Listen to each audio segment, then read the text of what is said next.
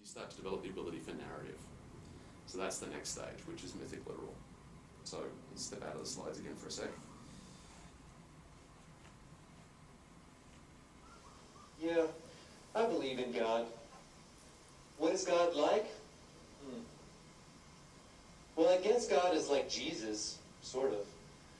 We believe that God is like in three parts: Father, Son, and Spirit, Holy Spirit. But I picture God mostly as Jesus. But sometimes I sort of think of God as an old man, sort of like a judge or ruler. Yeah, God made us and loves us and wants us to love each other. I think the worst thing God doesn't like is all the nuclear bombs. I would like to tell all the presidents of the world, don't use those bombs. Let us grow up. Let the earth, the grass, and all animals continue to live. That's quick.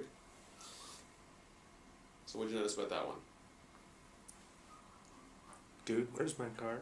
Yeah, it's weird having adults reading kids' transcripts, but still.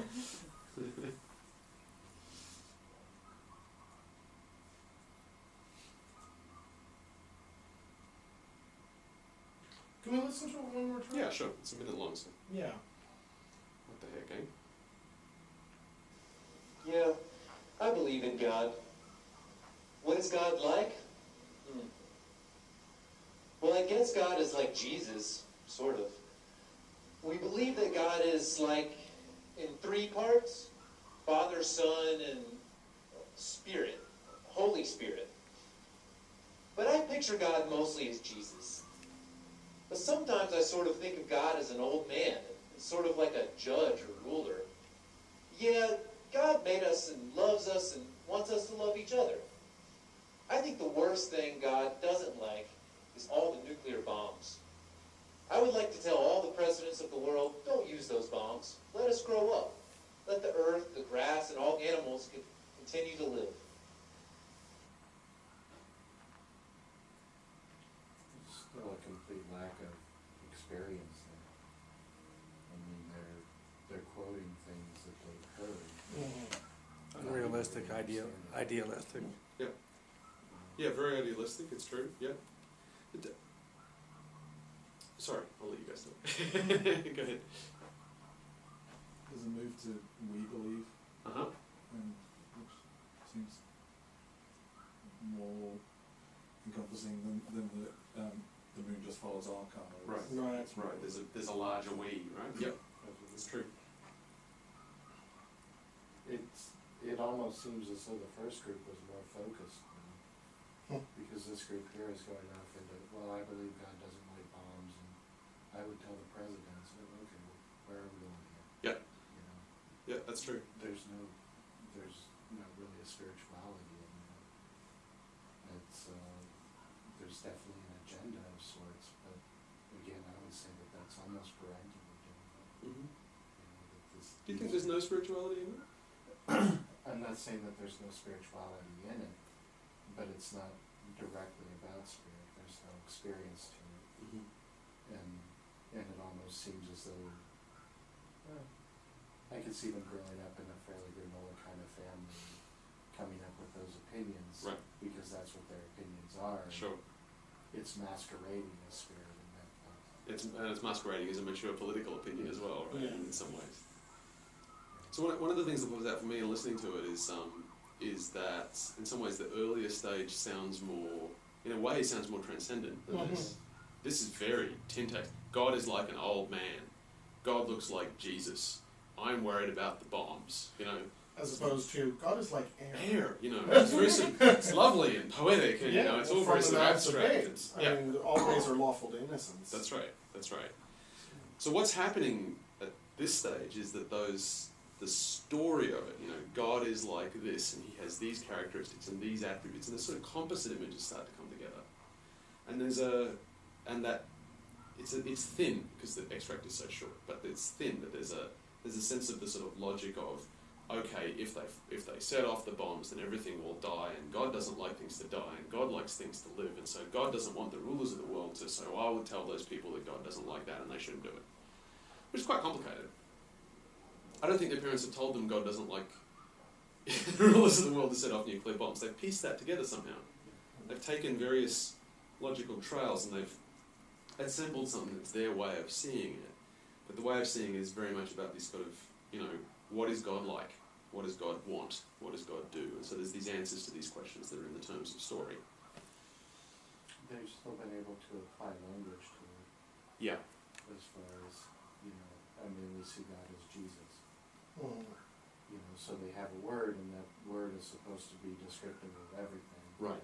But it lacks the innocence that was so transcendent. That's right. There's a bit of a loss of beauty at some of these stations. Yeah, very much. It's a bit sad. I think one of the things, I'll get into that in a second, but anyway, let me do some, there we go, have a slide. So the mythic literal stage is typical of in Fowler's research, it was typical of kids from sort of 7 to 13. You could sort of say, this is 30 years later we're standing at now, so it wouldn't be terribly surprising to find this stage compacting a little bit, and kids reaching mythic literal a little earlier, 5 or 6, and maybe leaving a little earlier as well, more sort of 11 to 13, because that's characteristic of the way that's sort of findings of developmental psychology over the last 30, 40 years, is that some of these early stages are just sort of tweaking in a little bit, just sort of tightening. There's various theories about that. The easiest one is that we're in a culture where you're seeing lots of people having lots of different ways of thinking. Accounting for the complexity that kids are exposed to means that they've got to develop some of these cognitive capacities a little earlier. One of the things in Wilber's theory is that the cognitive line, it's easy to mistake the cognitive line for everything else because you can talk a good game, as we say here. Even though you can talk a good game even if you can't play it, right? But also the cognitive line tends to lead the other lines.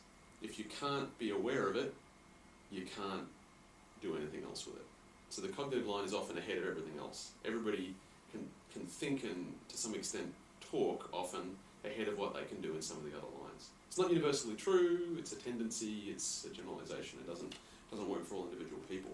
But because of that, the more that people are exposed to, the more they've got to account for the complexity of the life situation they're looking at through TV or movies or just encountering other people. You run into a lot more people in an urban environment than you used to. You've got to develop the capacity to cope with that complexity at an earlier and earlier age. That's one possible explanation. We don't know. Maybe the Holy Spirit is slowly weaving a geodesic sphere of enhanced development around the world, which is slowly contracting, drawn by 1 million tiny turtles in the centre of the earth. That's what I think. Works for me. I thought I'd just appeal to the crowd a little bit, I figured. Okay, so the mythic literal stage, very focused on story, very focused on narrative. They didn't come out in that quote particularly, but it's certainly true in the transcripts of Fowler's work. Kids get very taken up in, this is Sunday school age, right? And then Moses took the people and they escaped from Egypt and they ran away from Pharaoh's troops and they got to the Red Sea and they parted the waters of the Red Sea and they ran across the sea and, the kids at this kind of age love, they eat that sort of stuff up. Although probably not Sunday school stories so much these days, but one of the characteristics of this stage, it's the mythic literal stage, and that second word's there because the stories are taken at face value. You hear a story, it actually happened. That's that. So stories are taken unproblematically as being true. Now, various kids at this sort of age will seem to evidence a skepticism about whether things are actually true or not, and it's very difficult to tease out whether that's an opinion they've adopted from their parents or whether it's something they're actually forming for themselves, as Bray's been pointing to through this quite a lot. It's very hard to see. So part of the sort of nuance with this sort of research is sort of teasing out, is that kind of digging into, asking enough tough questions that you can kind of digging into how the interior reasoning of the person actually seems to work and not just what's at the surface. It's much harder to tell with an adult voice because it's hard to tell if it's age appropriate to the person. Yeah.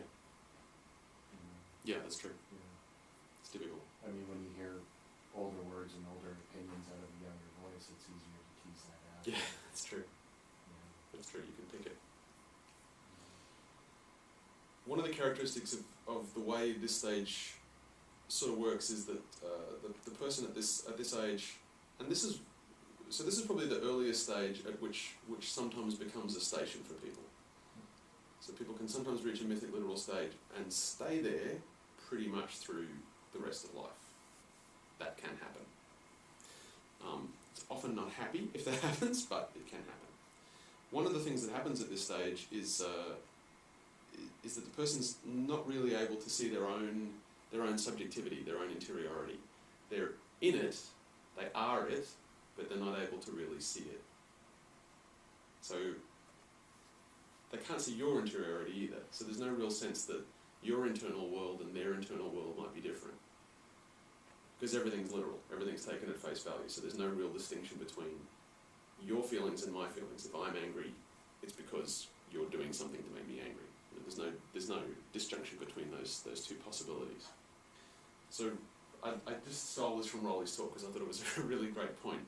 You often perceive people at this stage being quite manipulative, and Rolly made the lovely comment that it's a kind of a noble manipulation because they're not trying to work out how you're thinking so that they can make you do X, Y, and Z. They just don't see that there's a distinction between the way you're thinking and the way they're thinking. So they just come in and go, "Will you take me to the shop? I really need to go to the shop now. Let's go." You know, which is sort of charming in about a 7-year-old and kind of creepy in a 30-year-old. So, yeah.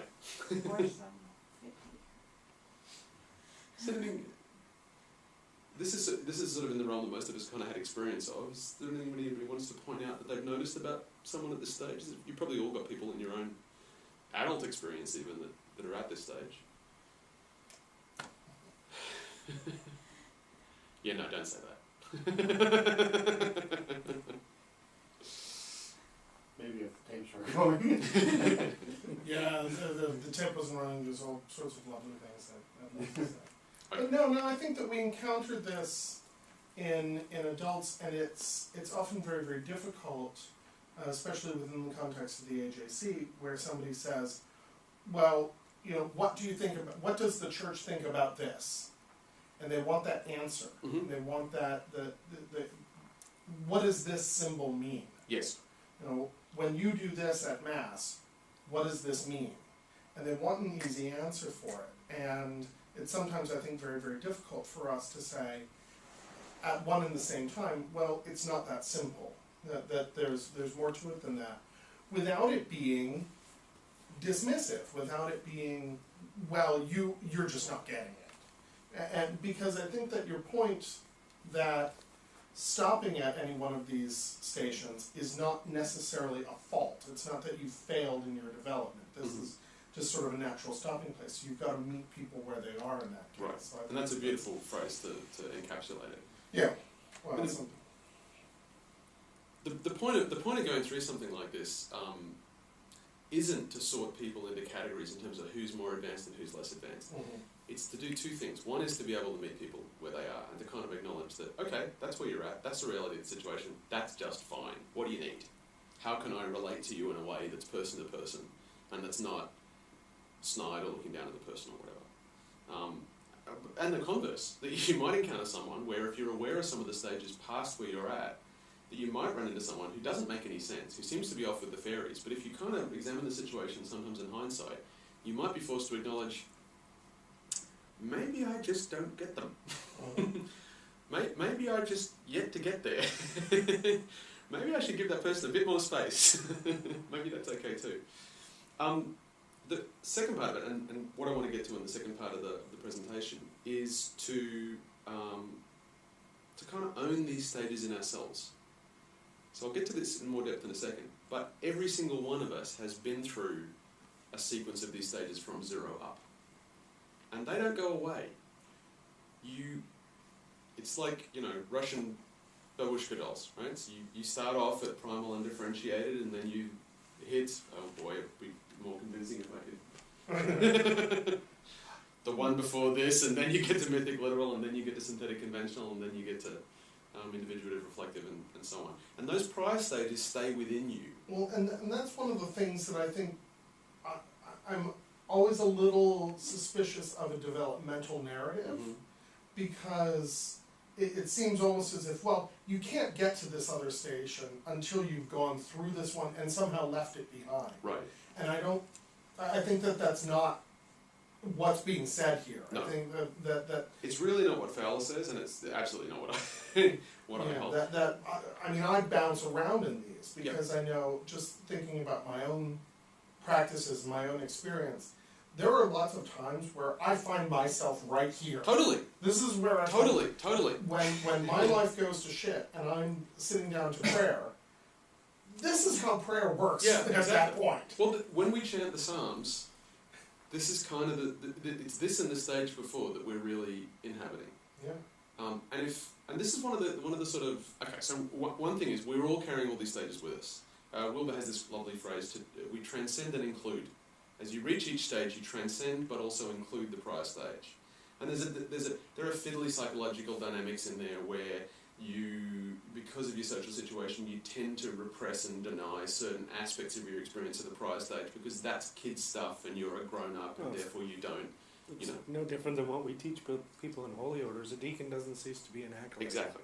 And there'll be times where you will go back to, whether you're called a deacon or not, you will go back to those functions in the acolyte for a specific purpose. You might find people that are, well beyond this stage, purposely engaging in between two people in order to make a connection, make a point, or taking something that might be complex and examining it in a way that's more, a lot more digestible. Totally.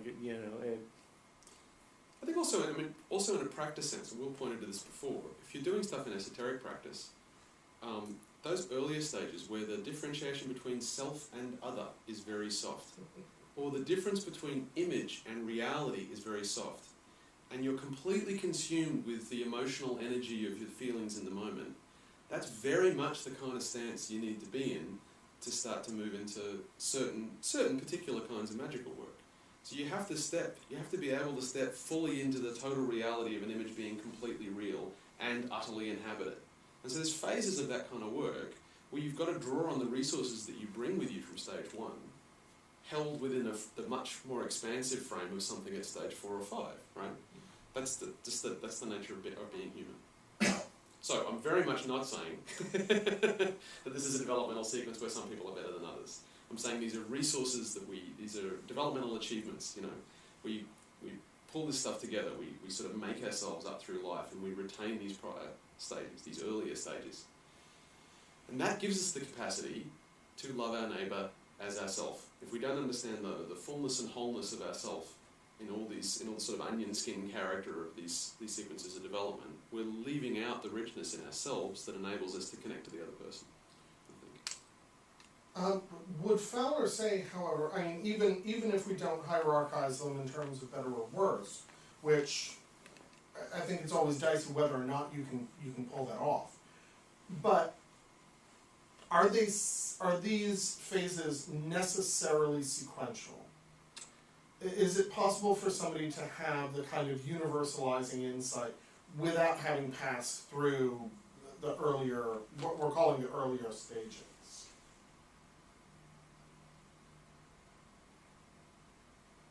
Stump the speaker, yes. Oh, there's about 12 things to say at the same time. I'm just trying to work out which order to say them. Qualified no, right? So there's a couple of things. One is that when you're at any particular stage, in the course of a given day, you'll move in and out of various prior stages in the course of dealing with traffic, handling, difficult partners, dealing with your own kids, coping with stuff at work, being in contemplation, having a beautiful open moment in the countryside where you can begin to dip into the early steps and stages of the next stage that you're moving on to that you then retract back from in order to cope with the stresses and strains of everyday life. So you can't get to stage 6 without having moved through stage 5. However, if you've started to step into stage 6, then in the course of the day, you may spend most of your time at stage 5. You've begun to perhaps inhabit stage 6. And if life's very stressful, you can appear to be at stage 3 or 4 a lot of the time, although at some point in your life you've stepped into the beginning capacities of 6. The other thing is that the state stage stuff gross, subtle, causal, non-dual, is really prone to peak experiences. So with that state stuff, you can have momentary experiences of non-dual realization, satori's or kenshos or whatever, moments of gnosis, brief moments of epiphany. So desperately trying to stick within his own tradition. So the state stages are really prone to those kind of peak experiences where you can have brief moments of epiphany or kensho or satori or whatever. They give you a taste of that later stage, but it might not have been a stabilized experience. And when you have some of those very expansive state stages and you speak from that place, it can feel like you're talking about one of the later structure stages. So that's a complexity as well. And exactly working out quite what's happening for an individual human being is very difficult. Working it out for yourself is really hard, because by nature, getting enough of an external view on your own subjectivity to tell what's before and what's now and what's next is intrinsically difficult. You can't see it from inside your own head. You can read your journals over a 5-year period and go, oh, right, oh, well, look at that. Wow, I can see it, you know.